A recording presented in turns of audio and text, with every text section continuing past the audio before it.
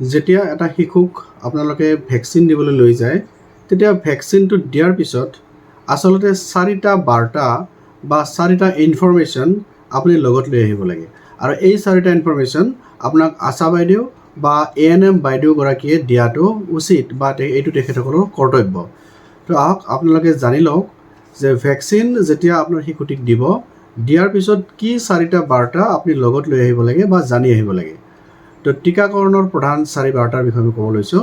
তো নম্বৰ 1 কি টিকা দিয়া হৈছে বা কি ভেকচিন দিয়া হৈছে আৰু ই কি ৰোগক বাধা দিয়ে।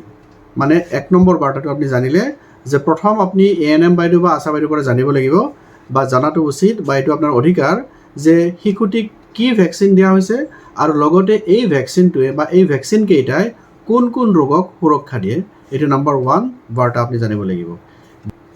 দ্বিতীয় যেটো বাৰ্তা আছে বা দ্বিতীয় ইনফৰমেশ্যনটো হৈছে যে আজিটো বাৰু ভেকচিন আপুনি লৈ গ'ল তো ইয়াৰ পিছত যেতিয়া আপুনি ভেকচিন ল'ব লাগিব বা দ্বিতীয়বাৰ ভেকচিন লোৱাৰ সময়ত কোন সময়ত বা কোন বাৰে আপুনি কোন জায়গাত আহিব লাগিব। অৰ্থাৎ আপুনি বাৰটো জানিব লাগিব, কোন বাৰে আহিব লাগিব, কোন তাৰিখে আহিব লাগিব আৰু কোন জায়গাত আপুনি ভেকচিনটো পাব এই বিষয়ে আপুনি ইনফৰমেশ্যনটো ল'ব লাগিব।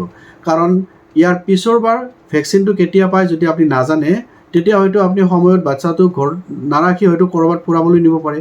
কিন্তু তেতিয়া যদি জানে যে আপোনাৰ শিশুটিয়ে ইমান তাৰিখে ভেকচিনটো পাবলৈ হৈছে তেতিয়া নিশ্চয় আপুনি সাৱধান হ'ব পাৰিব। তো আপুনি জানিবলগীয়া তৃতীয় বাৰ্তাটো হৈছে বা 3 নম্বৰ ইনফৰমেশ্যনটো হৈছে যে টিকা লোৱাৰ পিছত বা ভেকচিন লোৱাৰ পিছত কি ধৰণৰ সাধাৰণ অসুবিধা হ'ব পাৰে বা এই ধৰণৰ সাধাৰণ অসুবিধাবিলাক কিদৰে মোকাবিলা কৰিব লাগিব এই বিষয়ে এটা ইনফৰমেশ্যন দিব লাগে। তো টিকাকৰণৰ 4 নম্বৰ বাৰ্তাটো হৈছে যে টিকাকৰণৰ যিখন MCP কাৰ্ড আপোনাৰ লগত থাকিব এই কাৰ্ডখন আপুনি সুৰক্ষিত কৰি ৰাখিব আৰু পিছৰবাৰ যেতিয়া আপুনি ভেকচিন ল'বলৈ শিশুটিক লৈ আহিব তেতিয়া এই কাৰ্ডখন নিশ্চয় লগত লৈ আহিব।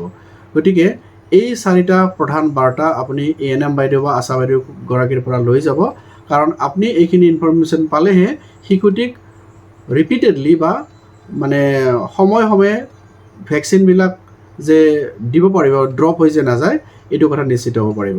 গতিকে এই 4টা বাৰ্তা বৰ দৰকাৰী বাৰ্তা আমি সকলোৱে জনা উচিত। তো আজিলৈ ইমানতে এৰিছোঁ। আশা কৰোঁ এই বাৰ্তাটোৱে আপোনাক সহায় কৰিব। ইয়াৰ পিছত পুনৰ এটা নতুন টপিক লৈ মই আপোনালোকৰ ওচৰলৈ আহিম। আজিলৈকে এৰিছোঁ। ধন্যবাদ।